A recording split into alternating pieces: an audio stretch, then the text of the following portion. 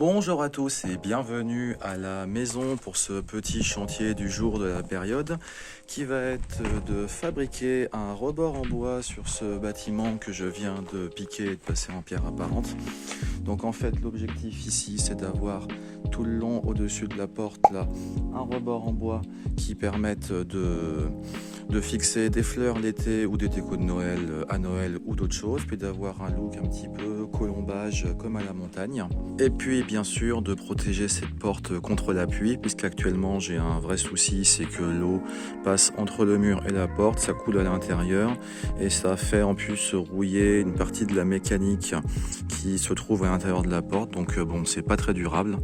Donc voilà, l'idée c'est de solutionner 2 ou 3 problèmes d'un coup en faisant donc une surface plate ici, légèrement de biais pour que l'eau coule. Ça protège la porte et ça permet de décorer le bâtiment et puis d'y mettre tout ce que j'aime y fixer dans les prochaines années. Donc j'ai ici un bon stock de planches en chêne. Donc ce sont des planches en chêne rabotées que j'ai achetées chez un grossiste qui vend en fait des invendus et des restes. Donc c'est de la deuxième qualité. On peut voir qu'il y a des petits défauts, que c'est pas terrible. Mais c'est pas très grave puisqu'en fait là je vais les recouper puisque je veux que ma plateforme fasse 40 cm de large à plat, donc 40 ça doit faire à peu près ça.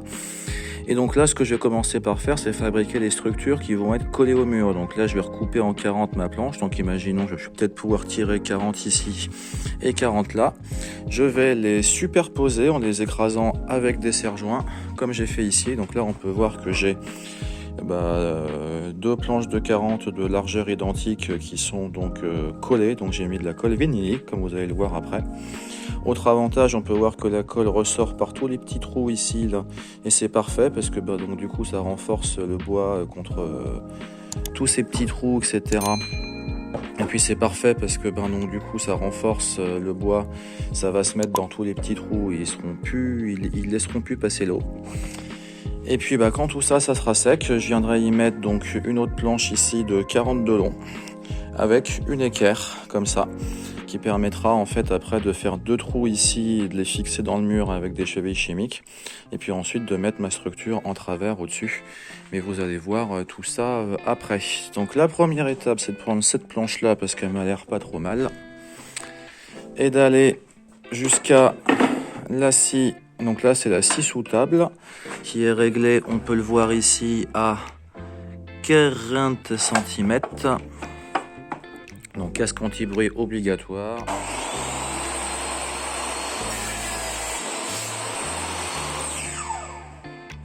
Et donc là j'ai ma petite planche de 40, on peut voir ici à la lumière une petite trace au niveau, ça c'est quand elle a été rabotée, qu'il y a dû avoir un petit à-coup quand elle a été rabotée.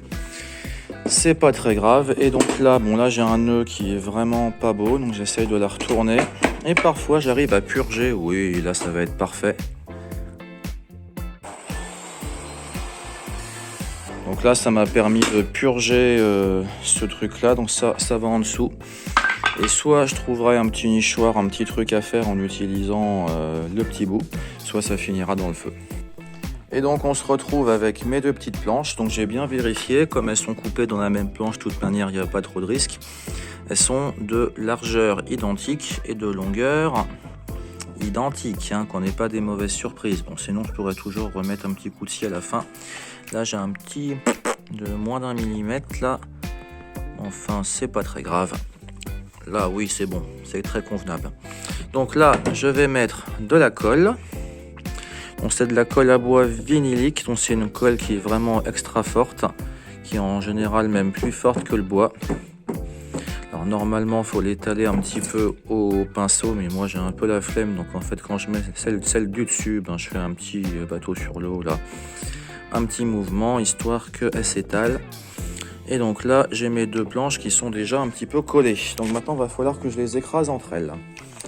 Donc je vais d'abord utiliser des petits serre-joints comme ça qui vont éviter qu'elles bougent. Donc ça c'est des petites pinces en fait qui vont caler les bords, histoire que ça reste bien impeccable au niveau des bords. Alors à une main c'est pas très pratique mais on s'en sort, voilà.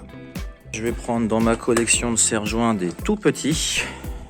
Ça, c'est des tout petits serre-joints mais qui pincent bien fort. Et donc, je vais venir, hop, serrer ma planche et je tourne. Et là, ça va exercer une force d'à peu près 300 kg sur mes deux bouts de bois. Et donc voilà, j'ai mis mes deux serre-joints verticaux.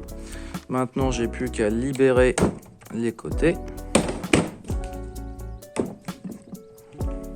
Et voilà. Et donc voilà, il y aura 5 montants sur le mur. Donc là, les 5 supports sont en train de sécher. Et on en reparle demain. Alors, je vous retrouve un petit peu après. Qu'est-ce qui s'est passé? Donc, les supports qu'on a fabriqués tout à l'heure ont collé, ont séché et c'est du solide. Et comme ça a séché vite, j'ai même fabriqué un deuxième support, 40 cm aussi, mais 40 en haut et 35 en dessous, ce qui permet au support qu'on a fait pour le mur de s'emboîter dedans. Et comme ça, on va pouvoir coller et mettre 2 ou 3 bonnes vis ici. Le seul problème que j'ai constaté, c'est que sur le mur, 40 cm, ça fait un peu beaucoup. Et du coup, ce qu'on va construire va être un petit peu haut sur le mur. Donc du coup, je me suis rendu compte en fabriquant une cale en bois de 30 cm, qui va donc être le contrefort du milieu, que on pouvait économiser 10 cm en bas. Donc avant de faire le vissage ici, on va recouper le support du mur de 10 cm, il sera un petit peu moins long. Et ça sera très bien. Ici. Donc voilà à quoi ça ressemble. J'ai commencé par mettre de la colle entre les deux et ensuite je serre les deux avec un bon serre-joint histoire que ça soit bien en place. Et j'ai pré-percé 3 trous avec une petite mèche à chanfrein qui permet à la tête de vis d'être directement dans le bois et il n'y a plus qu'à visser. Donc je vais visser avec des vis de 50 mm, donc 5 cm très longues, histoire d'avoir une solidité quand même un petit peu costaud. Et comme on peut le voir, ça s'est un peu écarté en bas. Donc une petite marche arrière, on tire un peu la vis, on regrippe et on resserre. Hop là. Et tout ça x3 pour le nombre de trous. Et donc voilà le résultat une fois que c'est vissé, avec donc les 3 petites vis dessus. Et c'est assez esthétique, le chêne en plus, c'est assez lisse. Alors nous sommes le lendemain, nos planches d'hier, les derniers collages ont bien séché. Donc voilà mes collages avec les 2 planches ensemble pour faire les contreforts. Et donc maintenant il va falloir recouper le bout en biseau à 45 degrés pour pouvoir les utiliser comme appui. Donc là j'ai réglé la scie à 45 degrés. On met l'aspirateur pour pas respirer trop.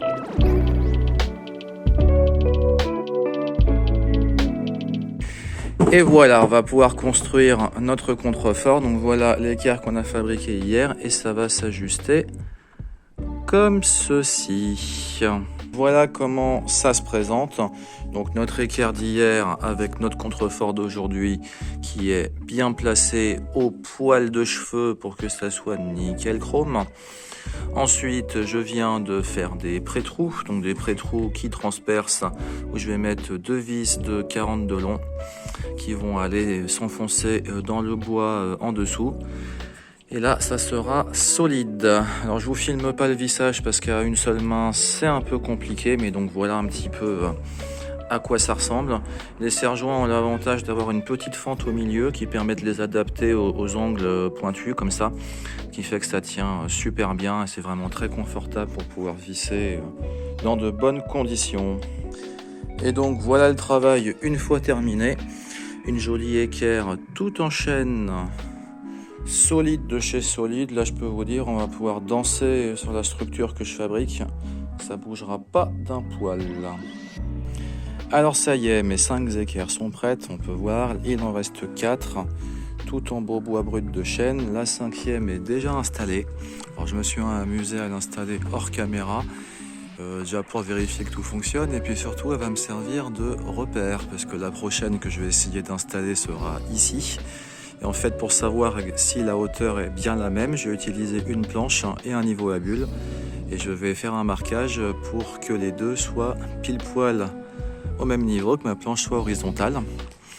Et ensuite il y en aura une là, je pense une par là pas loin de la lampe, et puis pareil deux de l'autre côté pour avoir une belle structure tout le long. Donc comment ça fonctionne? J'ai d'abord délimité l'espace que va occuper l'équerre sur le mur, donc sa forme là, après avoir vérifié que c'est bien d'équerre avec celle du milieu. Puis je viens de faire 2 trous dans le bois, et maintenant le jeu va être de percer le mur pour y rentrer les tiges au bon endroit pour pouvoir ensuite s'accrocher comme il faut. Voilà à quoi ça ressemble. Donc les 3 sont à la même taille. J'ai refixé un descellement de celui du milieu qui me plaisait pas trop, qui avait un peu bougé. Voilà là maintenant que ça commence à être pris. Je viens mettre les écrous, ça fait 20 minutes à peu près. Donc là je mets les écrous, mais on est bien d'accord que je ne serre pas, hein. C'est juste pour qu'ils soient là et je serrerai dans quelques heures quand je serai vraiment sûr que ça a bien pris en profondeur.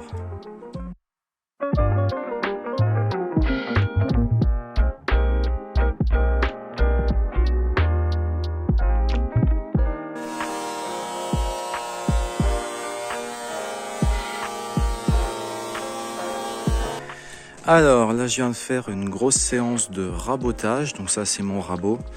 Donc le rabot en fait qui a 2 couteaux à l'intérieur qui tournent dans ce sens-là et qui viennent gratter l'épaisseur du bois sur 1 ou 2 mm par passage pour que ça soit tout lisse. Et donc là j'ai des grandes planches en chêne que j'ai été chercher ce matin. Donc pour vous donner une idée, ça c'est une planche de chêne qui n'est pas rabotée. Donc on peut voir, elle est ce qu'on appelle brute de sciage. Donc pas très propre, très rugueuse, plein de petites échardes. Et donc voilà ce que ça donne quand c'est raboté. On est quand même sur du propre, hein. Là c'est tout lisse, il n'y a plus d'échardes, c'est vraiment lisse comme un miroir, c'est très agréable. Et alors du coup en revanche je les ai reçus à 27-30 mm d'épaisseur et je les ai rabotés à 25 pour qu'elles soient toutes aussi de la même taille, puisqu'il y en a parfois qui se tuilent, qui font qui au lieu d'être plates se tuilent un peu en forme de U. Là ça permet de tout remettre droit aussi. Et je vais pouvoir attaquer la pose. Bon les amis, sur le reste de la journée hier, j'ai pas beaucoup filmé parce que ça a été une belle galère. J'avoue que j'en ai bien bavé.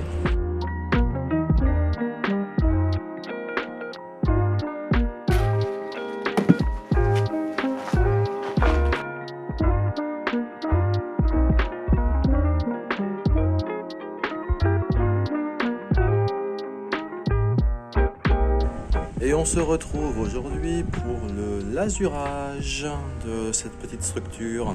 Alors lasurage pour un aspect esthétique, pour récupérer le même aspect esthétique, la même couleur que la porte. Le chêne est un bois qui est solide, qui a une très bonne durabilité dans le temps, qui est quasiment imputrescible.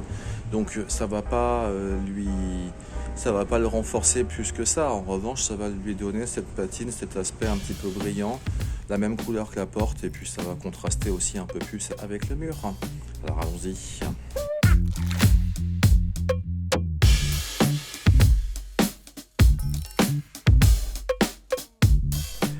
Et voilà le résultat après un bon coup de lasure. Et les plus observateurs auront remarqué le début de la dernière étape, qui est de faire des joints en fait pour éviter que l'appui passe entre le mur et la première planche.